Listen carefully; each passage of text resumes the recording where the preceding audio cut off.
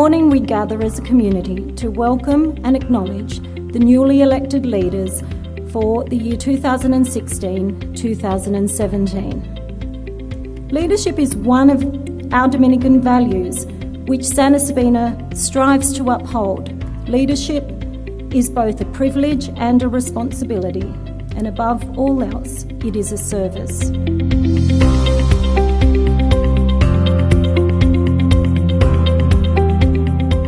So be brave, be courageous, challenge the status quo, be leaders of vision and action, not just words. I stand here today, privileged to be elected as your college leader for 2016 to 2017. I will always remember myself in Year 8, sitting and listening to the college leader's opening address, and ever since I've aspired to be a leader that could inspire others to seek change.